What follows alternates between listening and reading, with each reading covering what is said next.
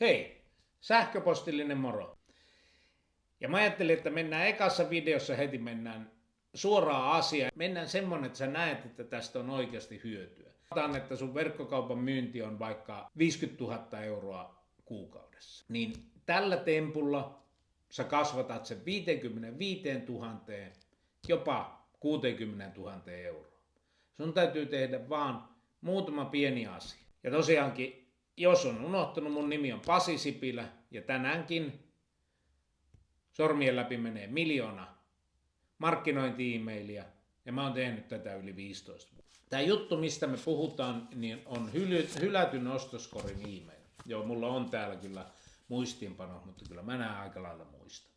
Eli sä sanot, että no eihän tossa ole Pasi yhtään mitään niin kuin ihmeellistä, että mulla on se hylätty ostoskori e-mail. Niin sulla onkin. Sulla on todennäköisesti se peruspohja, joka tulee sun verkkokauppa-alustasta, tai se tulee sun email-palvelun tarjoajalta.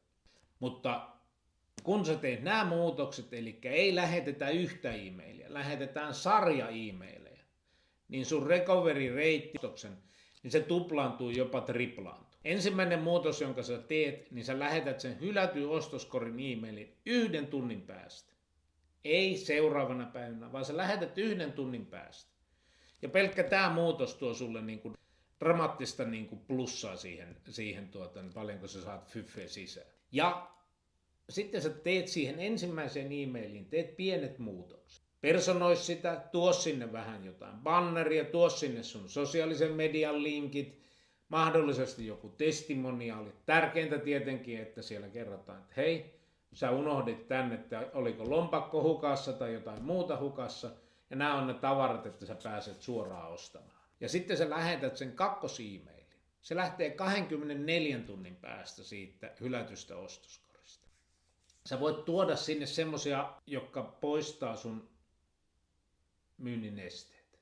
Se on social proof. Kerrot, että turvallinen maksu, joustavat toimitustavat, sulla on niin palautusoikeus, muistat kertoa sen palautusoikeuden, sitten sä kerrot mahdollinen takuu, sitten jos sulla on osamaksu, kaikki tämmöiset asiat, jotka mahdollisesti voi olla niin kuin ostamisen esteitä.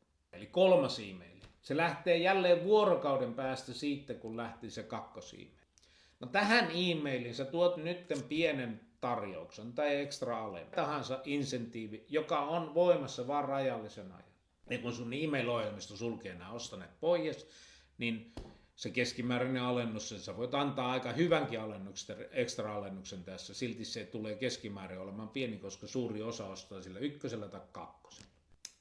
Ja sitten lähtee viimeinen e-mail, eli numero 4. Ja sen 4. e-mailin sä lähdet jälleen vuorokauden päästä siitä edellisestä. Ja siellä sä kerrot, että nyt se alennus on enää voimassa, tämä sun erillinen koodi, jonka sä annoit, tai tämä tarjous on voimassa enää vaan 8 tuntia. Ja sä kerrot, että no nyt on viimeinen mahdollisuus sulle ostaa.